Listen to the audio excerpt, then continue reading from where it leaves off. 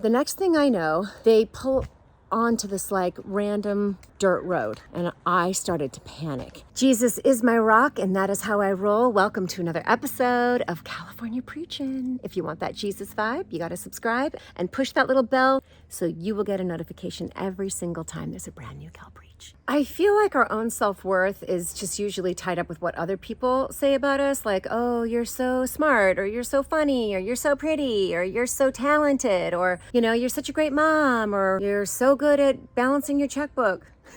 That was really weird. We should know our own self-worth just because of the price that he paid for dying on the cross. So that should make us know that we are priceless, that we are loved beyond measure, not for anything that we are, but for everything that he is. Feels good to purge and just get the thoughts that run in my head out to you guys. Pokazanka, wanna go for a walk around the Holy Black? Oh my goodness. But I would imagine that there's got to be a line, you know, drawn in the sand between biblical self-esteem and unbiblical self-esteem. Do you know what I mean? I mean, it's a mystery really, but you have to give me some kudos on the English accent. I love that my last video was on boundaries and I'm walking through people's backyards. Oh, it's good. This really is California dreamin'. Well, all the leaves are not brown, but it is a California dreamin' kind of day.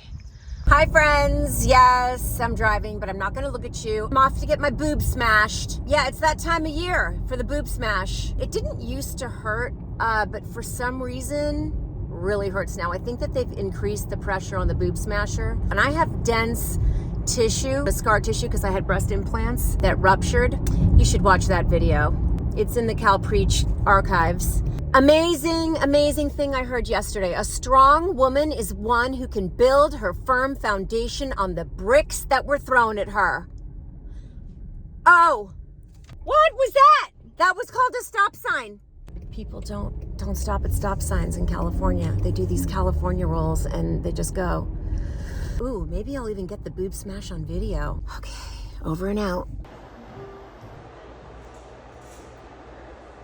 I have a very fancy mask on. I thought my appointment was at 10. I got here at like 9:55. My appointment was at 10:30. Patience. It's got to be one of the fruits of the spirit. Patience, right? I think it is. I'm going to practice patience. Hey, China, all set.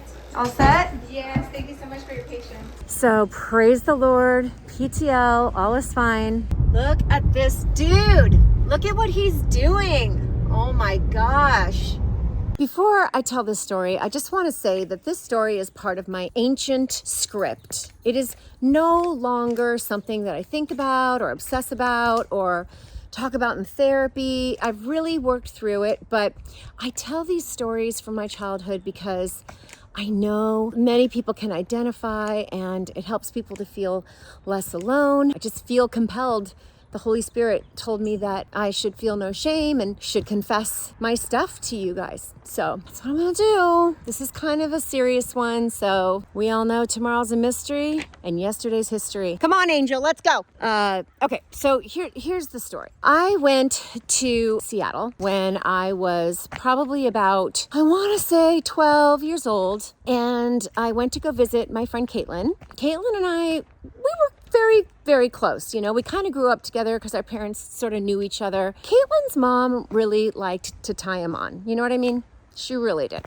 And she was the type that loved to hit like the bar. She would drag us along sometimes, you know, whatever. We would, hi guys, you want to come say hello, you little cow preachers? So Caitlin's mom would take us to these places and we would play pinball like literally all night long. So we didn't really mind tagging along to the bar because it was fun. One sort of morning-ish, it's, you know, 11:30, she's getting there right when the bar opens and we stay and we're playing and it's starting to get dark. I mean, you know what, you like to play pinball and you like to listen to the jukebox, but come on, there's a beginning and a middle and end to all of the fun, you know what I mean? So we were ready to go. Caitlin started saying, hey mom, you know, like we want to go home. And she was like, oh no. She was really drunk and she was like, I don't want to take you guys home. And it was only like 4 o'clock. We were ready and we were tired. She starts mingling and talking to these guys. And these guys are younger, you know? They were strangers to me and to Caitlin. Next thing I knew, she's like, oh, Tom and Andy are going to drive you guys home. And we were like, okay. And she was like, yeah, they've offered to do it. We get into the back of the pickup truck. They're in the front seat and there's like a window, you know, between us. They start driving. Caitlin did not notice this, but I noticed that they began arguing. And I was like, Caitlin, they're fighting about something. She was like, no, they're not fighting. I was like, no, they're definitely arguing about something. And the next thing I know, they pull onto this like random dirt road and I started to panic. Although Caitlin's mom was a drinker, she was kind of isolated in a way. Like I knew that she was a little more naive than I was. I had seen things that she had not seen. So my heart starts to pound and I said to her, I said, something's not right. And she was like, what are you talking about? And I said, why are they going down this road? And she was like, I don't know, like maybe this is a shortcut. I was like, this is no shortcut. I noticed that they're still sort of arguing. Anyways, we pull up to this like creek. They get out of the car. They were like, hey guys, we're just gonna stop here and put our feet in the creek. And we were like, okay. So I start to smell serious trouble. And they start taking off their shoes. Caitlin takes off her shoes. The boys take off their shoes. And we get down to this creek. We start putting our feet in the water. The guys go back under a tree and they start talking again. Like, Caitlin, seriously, we're in big trouble. She was like, what are you talking about? We're just at the creek having some fun. Sure enough, they come back and they're like, all right, we're going to get back in the car. We're going to drive you home. And I was like, okay, maybe this is all fine. Maybe I completely misread this situation. So we get back into the truck and we drive another, I don't know, I want to say 6-7 miles or something. And again, we turn down another dirt road. And now I know for sure something is definitely weird because they told us they were driving us home and I knew for a fact that this was not the way home. We get to the end of the dirt road and there's like a full-on lake. And they get out of the car. They say, you know, this is so much better than the creek. We can go skinny dipping. And oh yeah, I knew right then and there what was happening. Did not take a rocket scientist to figure this out. So they're like starting to take off their clothes, but I can tell one of the guys is really nervous and really uncomfortable and he does not want to be there, but he still takes off all of his clothes. Both of them are completely naked at this point. Caitlin looks at me like a deer caught in the headlights. I mean, she's just looking at me like, I just was like, because I was kind of a pro at this by that time, sorry to have to say, but I was like, take your clothes off.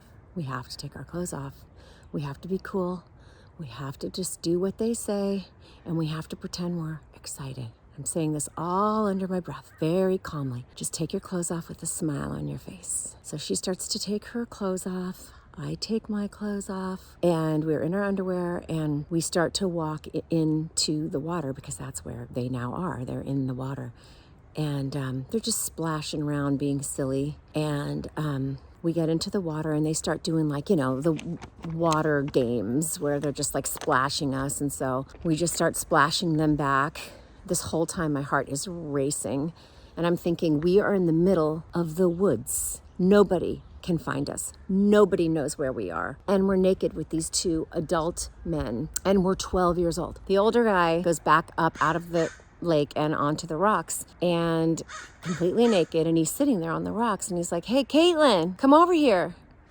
And I felt so sick to my stomach because I was like, just to have him call my name, I'll just do whatever this guy wants me to do. I just didn't want poor Caitlin. She really was like pretty innocent and I just felt terrible for her because I knew what was coming next. He started to, you know, touch himself and Caitlin looked back at me and I just gave her like a reassuring look and she went up onto the rocks and he grabbed her hand and he forced her to touch him. I was crying on the inside, but I couldn't let myself cry on the outside and I just started saying, okay, China, you need a plan and you need it quick because the other guy came up behind me and put his hands on my breasts and he started like kissing my neck, which of course just sent chills down my spine. And we were both absolutely terrified at this point. And honestly, I'd never been in a situation where I was literally in the middle of the wilderness with nowhere to run. So I turned to him really quick And I just said, I have to go to the bathroom. And he was like, oh, okay. Well, you can go to the bathroom. Plenty of places to go to the bathroom. So I walk out of the water and I'm like, Caitlin, I gotta go to the bathroom. She's like, so do I. So I was like, let's just go under this tree over here. We're completely naked, you guys. So we go walking together to a tree and I said, just follow me. Hey, Bible babes. I just wanted to give you the awesome news. So many people wanted a t-shirt, I am strangely dependent on Jesus. So it's there up on the website, californiapreaching.com. It's really funny. When I wear it, I get a ton of comments and people just think it's so awesome. So let's get on with the preach. So we get over to the tree and I start squatting as if I'm gonna pee. And then I just got up full force as fast as I freaking could. And I started running. I just started running naked. And she started running naked behind me.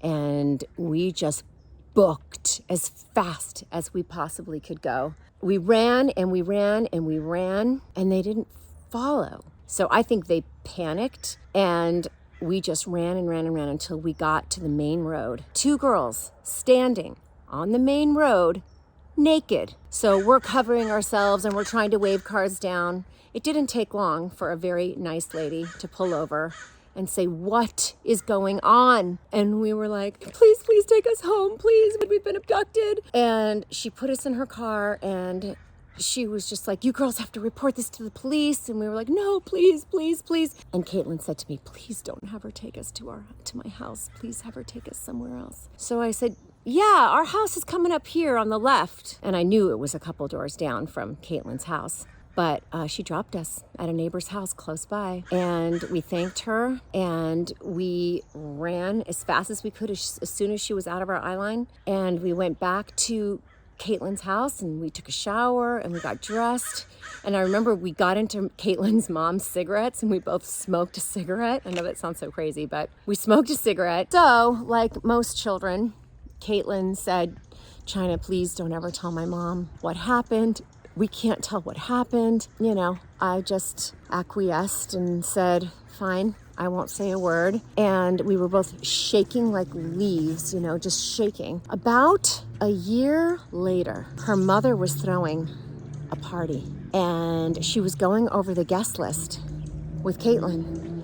And she said, oh yeah, so Shelly and Tiffany and, you know, Michael and George and Andy and Tom are coming. And Caitlin just froze. She said, are those the 2 men that drove us home from the bar that night? And she said, yeah, those are them. They're brothers. And she burst out into tears. And she said, Mom, you can't invite them to the party because they tried to rape me and China.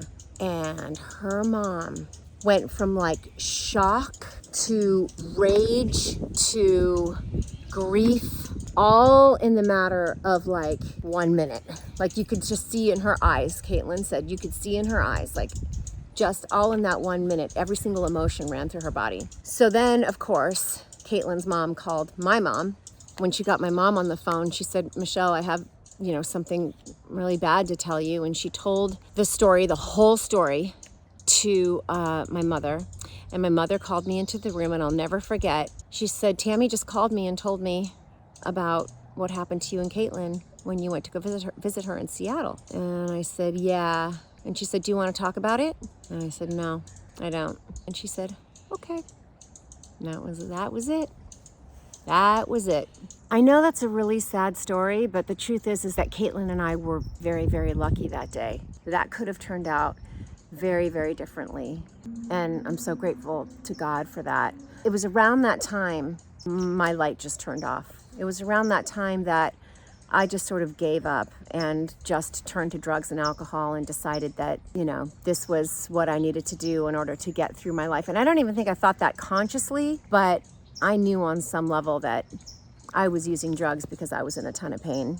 Somebody said, everyone's got a story. Everyone's walked through something intense in their life. So never judge anyone by the chapter that you walk in on. A lot of people walked in on my chapter in my life where I was numbed out, angry, I was hopeless, I was running. Thank God I got to the other side of all of that. Who's making a guest appearance? Space Kitty? What are you doing, my little man? I'm the only woman in the world that is attracted to their cat. Okay, thank you for walking me home. Thank you for teaching me that I don't need to put that Invisi-Shield on anymore. That's what I did for years. I just put the Invisi-Shield.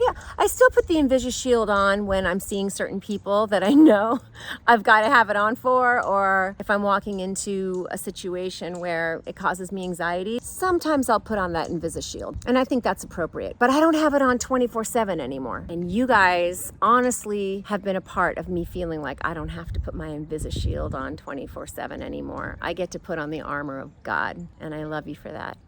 Peace of Christ. Bye, guys. Hey friends, if this video blessed you in any way, I pray that you will subscribe and that you will press that little bell, because that little bell will give you an alert every single time there's a brand new calpreach. And remember, sharing is caring. You never know who's gonna find the peace of Christ.